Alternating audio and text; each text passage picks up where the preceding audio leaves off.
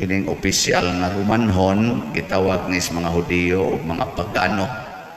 Gitawag pa gini nila mga makasasala, mga taong way pagtuo sa Dios nga ilang gituhuan. Mao ni kontra gini nila.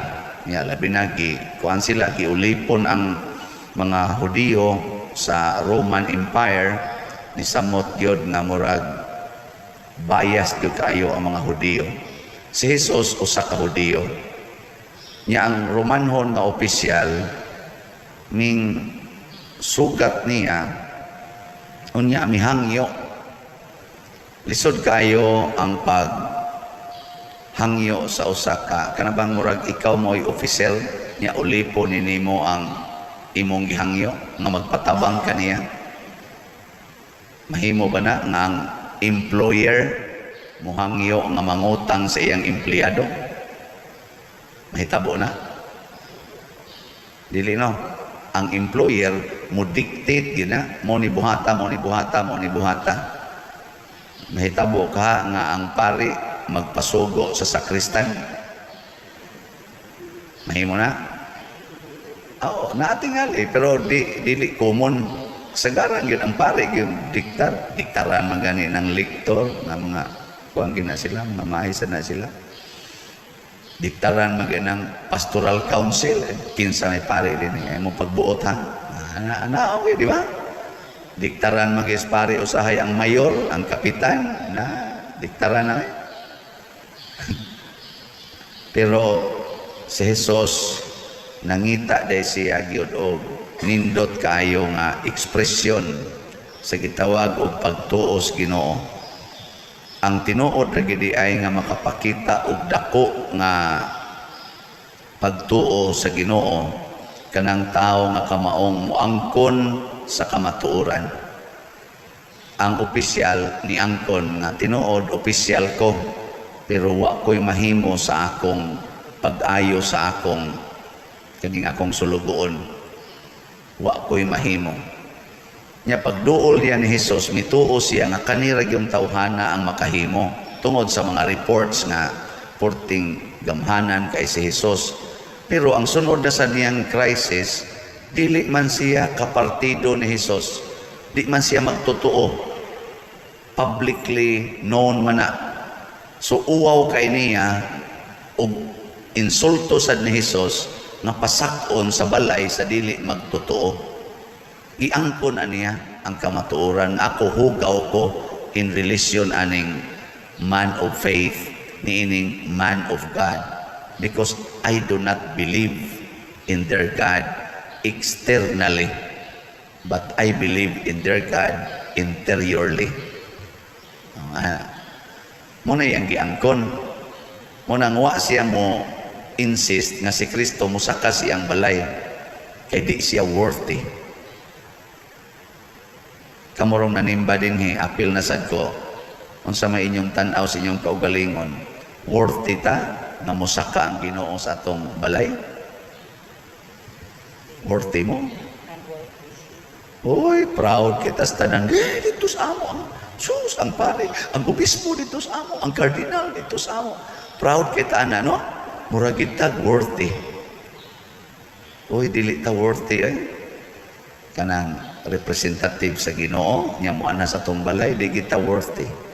Karon ang sunod na sa nga atong tan-awon, worthy ka ta nga modiktar sa atong isig katao unsay maayong buhaton? Worthy ka?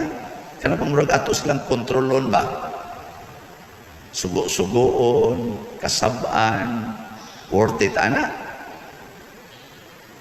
Uy, ito ba?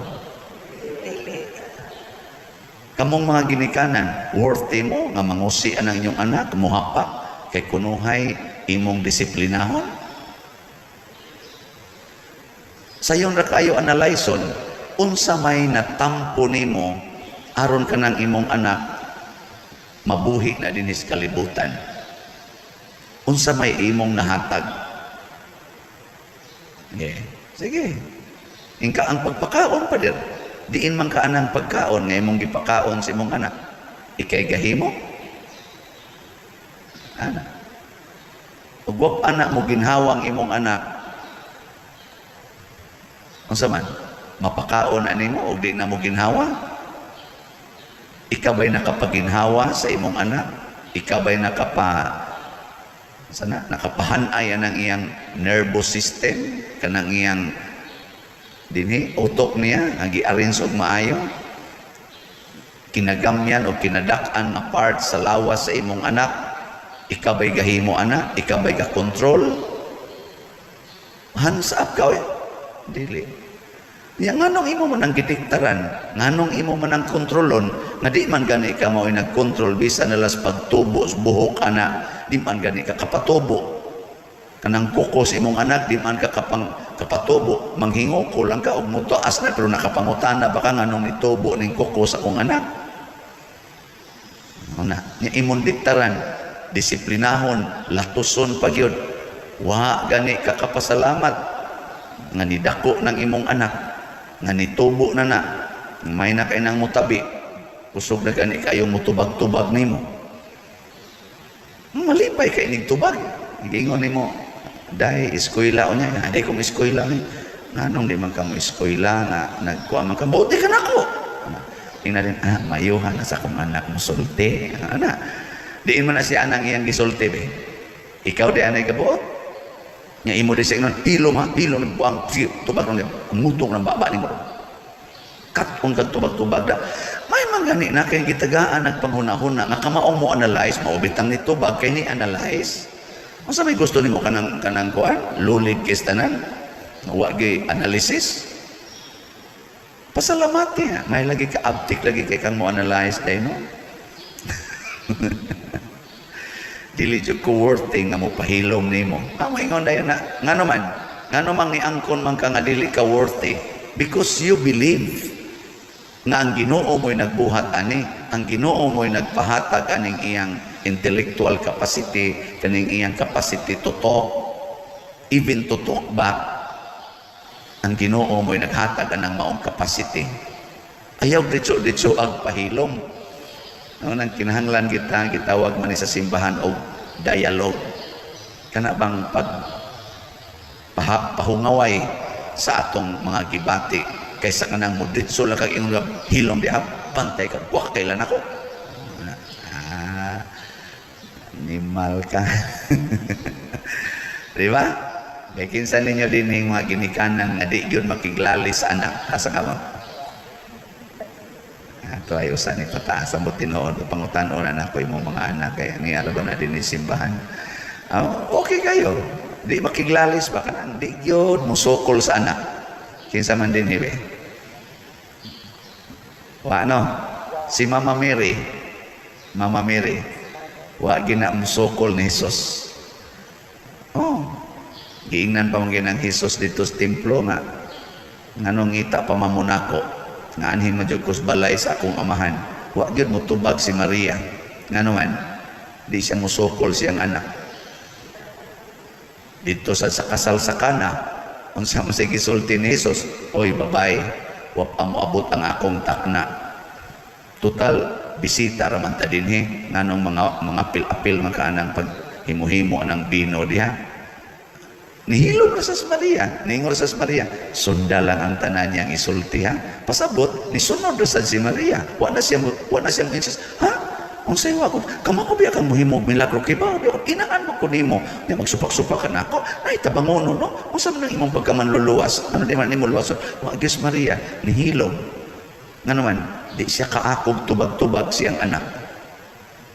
Pero kaning mga ginikanan uban, so, kusugang mo tubag sa anak.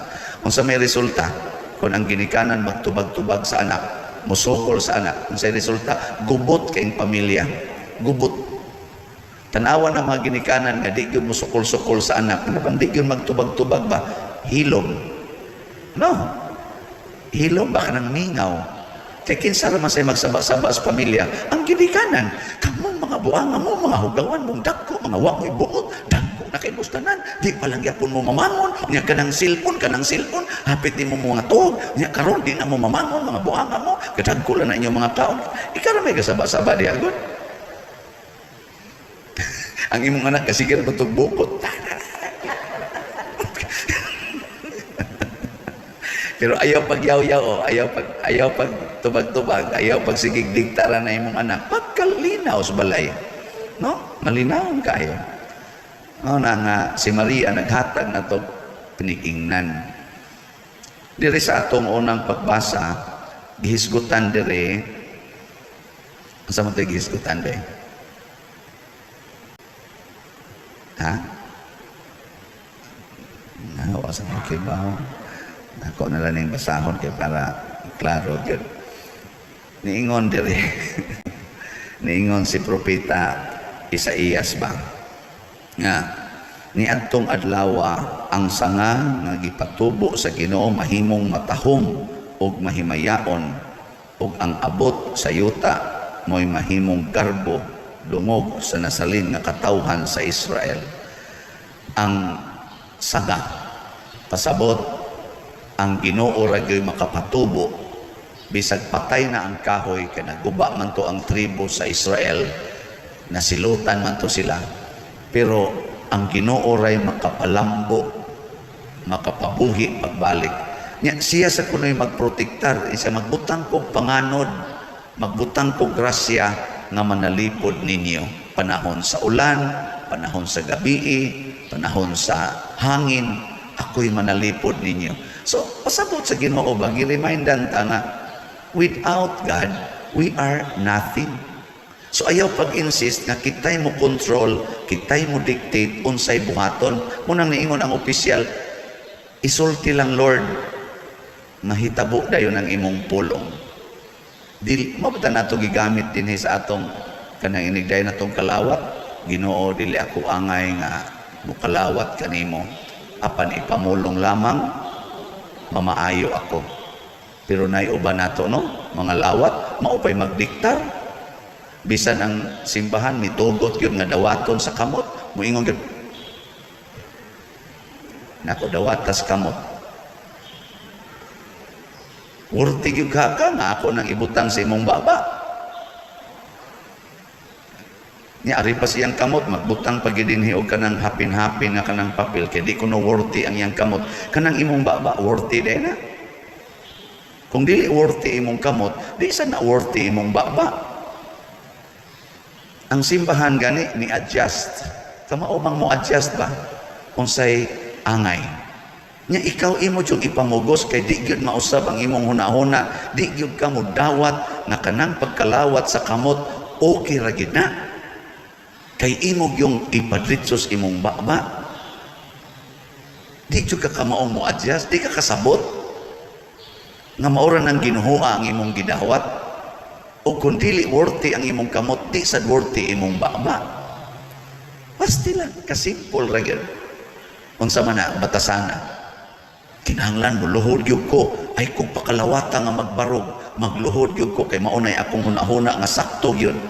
O niya, ang simbahan nga imong gisimbahan, na may authority, okay raman magbarog, okay raman nakamot, dawaton, basta kinasing-kasing, di gid ka mo tuo, ana, ikaw na dayron mo'y authority sa simbahan. Mauna, wa na humility. Kanang klasihas pagtuo sa lawayon nga pagtuo na. Kanang kita na ba'y magbuot ba? Gitawag na natuog, tuo-tuo. Fanaticism. Fanatic na ka sa usalang ka-aksyon niya ikaw na magbuot mo na nahitabo sa mga Pharisees and Scribes na kung unsay gusto nila pananglitan inikaon manglimpyo gikas imong kamot. Si Kristo ni kaon man nga way limpyo-limpyo sa kamot, way panghunaw. Suko sila. Nga kinahanglan adlaw ipapahulay bisag gigutom baka di ayaw kaon, nangaon man sila si Jesus adlaw ipapahulay, suko sila, fanatic na sila sa ilang balaod, di ka maong mo adjust, di ka maong mo tanaw sa sitwasyon. Sunan ka ana diha way ludhanan, maglinya diha mo kalit lag luhod ingon ana mahaatras in taon ang gasunod. Wa kay respeto sa nagsunod nimo. Nya dugay ra ba kay makabarog ang uban, magsige pagpangitag paagi makabarog, kay guwang-guwang naman sad. Ang pari pag imugunit, sige barog. Tuga-tuga kag luhod, di ka kabarog og tarong, mo sukara pa kadaing barog nimo. Wa utay niler. Di jud ka mo tan-aw nga ang tanang mga tao diha gasigig dawat ingon ana Unya, ikaw mo ditso kag luhod, kaya di ka mo kalawat nga di magluhod. Are you dictating the authority of the church for your own standard? Muna si Kristo, ni daig aning ni ang aning kuana, opisyal ko siya. Naunta si authority to dictate. Ulipon ko nilang mga Hudiyo, Roman officer ko siya, na si authority to dictate the subject. Pero wag siya mubuhat, anak. Nga naman, gitanaw niya, I am not worthy. Pero ang uban, worthy kayo, mudiktar sa pare, mudiktar sa obispo, mudiktar pa sa Santo Papa, unsay angay buhaton, even if it is already a very personal interpretation and theory of faith. Mao naman aron, naglalis na ng ato mga authority diyan, tungod man nas ka-bright nila. Pero ang tinuod, wagi mo angko nila, I am not worthy for the Lord. Bisag asa ka mo agi, Lord, sa kamot man o sa bakba, I am not worthy. But you make me worthy because of your great love and mercy to me. Muna mapaubsanon tang mudawat. The heart mo importante. Sige, lingian ay mong tupad. Na tuo ka nga, ituo ba ka nga, worthy ka nga, musimba ka lang. Panglingi mo na, pangutan tuo ka nga, worthy ka nga, musimba ka lang. Muatubang tas Ginoo, di ta worthy, oy, kahugaw na to. Ako kahugaw na ako, worthy ka ko diring magmisa, magwali, dili, oy. Thanks be to God, nagihimo ko niyang ingon ani, pare, bisag dili angayan. Worthy ka ko nga mamaligya ang slot para sa simbahan. Kinsagoy mo tuon ako. Sa una gani pabaligyaon kog mangga ngadto sa eskwelahan kay baligya balibad mangay ko siya puno-puno sa imong baon dong ni among kita mga mangga dinhi ibaligya ngadto di ko mauwa ko ng pamaligya karon ninong porti na nakong pamaligya kung slot. Baga nakikugnaw. Nga naman worthy ba ko ani? Dili oy, gigamit ra ko sa Ginoo. Posible mga few months, few years from now, pahilomon ra sa ko sa Ginoo, oy siya no ay nagpamaligya diha. Igo na, wala ko magkinahanglan ana. Basig sikag pamaligya diha para bulsa na nimo. Karon dili pa man para bulsa para man sa tong project. Di ko worthy. Worthy ka ko nga matandog ng inyong mga kasing-kasing kamong nagpuyo diha sa Australia, Canada, United States, hain ang dapita, Hong Kong, Middle East, European countries. Sige mo padadiri, gisanksyon na lang hinoon ko sa MoneyGram, sa Western Union. Di na ko makadawat o kwarta gi kanila kay porti na kuno na akong daghana gidawat. Worthy bago ko ana. Di ko masuko gisanksyon ko sa Western Union ngano man it proves nga daghan kayong nipadala, nilapas na ko sa ilang kanini ang gitawag o limit. Nya, worthy day ko ana, nga wata magkaila, nang hatag mo, nisalig mo, ang Ginoo, pasalamat ko sa Ginoo. Nahalina na ta sa atong slot, dose of 13,132 ka slots. Pakpak. Nya, worthy ka ko ani, a span of 3 months, mahalinan tagingon ani 13,132 ka slots. Di ta worthy oy. Og i-convert ni nato, mahimo na ning 13,132,000. Worthy ka ko ana. Pero napa man say kuwang 41,868. Ambot worthy baka ta nga mahurot ning palit ingon ani. Ginoo magbuot, panandugo na niyang inyong mga kasing-kasing. Para ko na mo kalit lagi nga ako, pader mo palit ko o gamay lang sa pader ha, 30 ka slots lang ako ha, gamay pa ning imong 30 slots. Dako maganing 1 slot, unsa na kaning 30 ka slots. Napay mo palit og 100 slots. Worthy ka taana, di kaya oy. Pero thanks be to God nga naghimo niini, no? Na kung nandito ko mo diktar, isa kanus amo mo palit, pero mas arang-arang kung sayo-sayo hong palit, pero kanang dito ko mo diktar, kanus amo mo palit, narana ninyo. ipindis Ginoo kanus amo tandugon. Pero gusto yun mo nga ang Ginoo malipay sa kaya di masan mo worthy nga mukipan ang inyong kwarta, ipalit na lang nagsla. Di ba? Manindog na tayo.